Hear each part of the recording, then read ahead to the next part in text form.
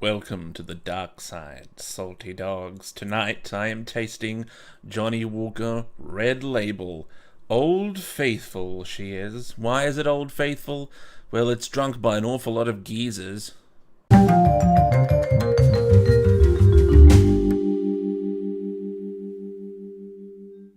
I'm on fire tonight, baby. I am tasting the Johnnie Walker Red Label, probably the #1 selling of the traditional whiskies. But there is a price to pay for being #1, as we will go into in just a few moments. Let's have a look at what we've got here. It is the Johnnie Walker Red Label. It is a blend. It is a very common blend. It is 40% ABV, it is chill filtered, it is artificially coloured. You might be wondering by this point, why do some whiskey companies colour their whiskies? Well, in the case of a blend in particular, one like this, the reason is quite simple. It's just to keep the colour uniform across all the bottles. You don't want to have two bottles of Johnnie Walker Red Label, one standing next to another, and they're both being different colours. You're going to be, what's going on here? So it's done for that. It's done for the sake of consistency. This particular bottle was gifted to me by a very good friend, Alex. I directed a short play that he'd written, and this was his end of play gift to me, and knowing that I was a bit of a Scotch fan, so thank you very much, Alex. This is a small bottle. It's a 20 deciliter or 200 milliliter bottle. Woohoo! So it's a little one. It's a baby. I have an interesting little story about Red Label. In my foolish youth, probably when it was my second job ever, and the second job actually was giving me quite a bit of overtime, so I was getting a lot of cash, and feeling that I had graduated into manhood, I decided to storm into a pub, well, not storm, more of a cloudburst, into a pub and said, I'll have a Scotch. Neat, thank you. And of course, when you say to someone in an Aussie pub, I want a Scotch, if you don't qualify that, you're going to get Johnnie Walker Red Label. And not really knowing all that much about Scotch, I didn't realise there was much of a quality difference. I just thought, Scotch is Scotch, what's there to know? And I drank it neat. And meaning no disrespect to Johnnie Walker whatsoever, I'm pretty sure that experience is why it's taken me this long to re-find my interest in Scotch. It is what it is. As I said, the necessary evil of selling millions and millions and millions of bottles is that you have to, cut corners here and there, and this is particularly the case when it comes to the casks, because to make that volume of Scotch means you are going through those casks like crazy, and eventually they're just used and reused and reused and reused casks, and all the normal flavors and mellowness that might come from the wood is gone, and so all that's left are these bitter tannins, so you'll get this very bitter taste, and it's not entirely pleasant. But it is a very important bottle, and I am going to taste it for this channel. I think of all the sort of Scotch ranges, the label Johnnie Walkers, I think I have the best chance of being able to do them all. So I'm going to start at the bottom. This is the entry level Johnnie Walker. It's the main one. Let's see how she tastes. It is a screw cap, but I believe full bottles are also screw caps.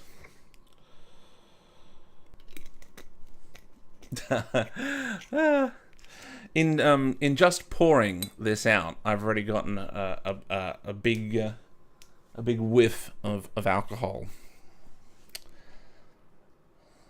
which I dare say is a sign of things to come.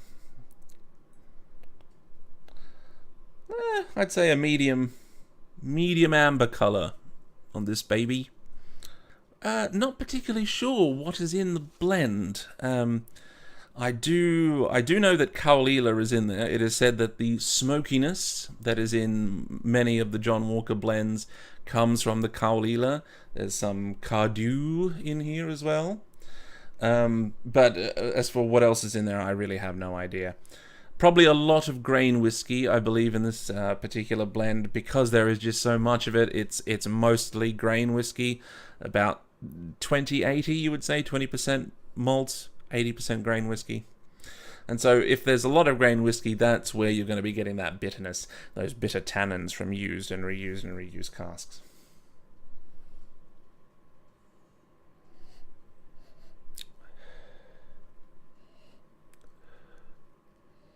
Yeah, that very big waft of the alcohol. You can smell the alcohol in there.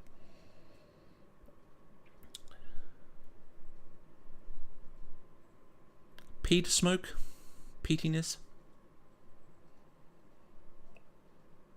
Probably from that Kalila. There's a kind of strange damp dirt smell in there.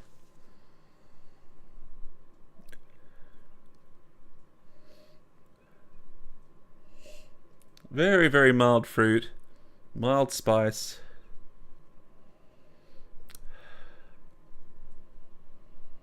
And a bit of vanilla, sweet vanilla.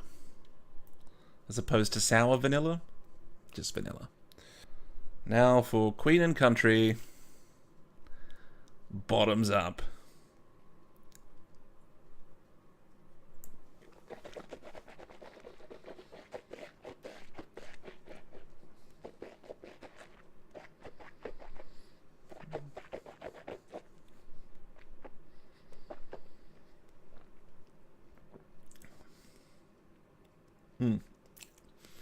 Very much the taste of alcohol. Alcoholic taste, and very, as predicted, very, very bitter. Those tannins. It's kind of like you're chewing on some oak.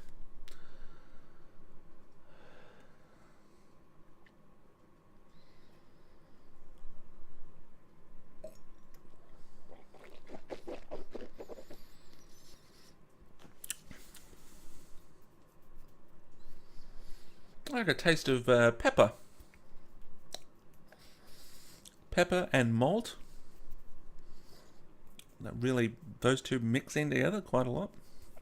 Interacting.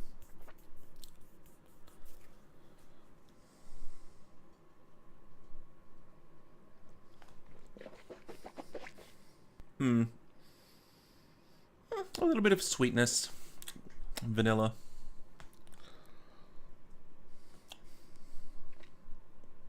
A little bit of oiliness. The finish is quite short. And it's largely consisting of a little bit of that peatiness is now starting to dominate. Some that pepper or chili taste, and the oaky bitterness is kind of re-emerging, which is interesting. Usually when something is quite bitter from the oak, that will fade as you get used to it, but it's it's refluxing. I'm refluxing before your very eyes. Look, Johnnie Walker Red Label. It's good for mixing. It'd be good for cocktails. If you want a sweet drink to have a definite Scotch taste in there, this is where you go. This is it. And it's kind of a underneath all that bitterness, there is that quintessential Scotch taste that I think makes it good for mixing. But drinking it neat, yeah, no. Drink good Scotch neat, because that's the way it's meant to be drunk. This is a mixing whiskey, in my humble opinion. No disrespect to Johnnie Walker whatsoever. In the coming days, I will probably shoot a state of the channel update, and perhaps answer a few of the questions I've been getting through email, and maybe even reveal to you what my favorite whiskies of the month were. All these things to look forward to. If you've enjoyed this video, please do give me a thumbs up or make a comment down below. If you've tasted this Scotch before, do let me know in the comments section. And of course, the one that will make me love you for time immemorial would be if you subscribe to the channel. Well, thank you very much for watching once again, and I hope to be, no, I will be talking to you all very, very soon.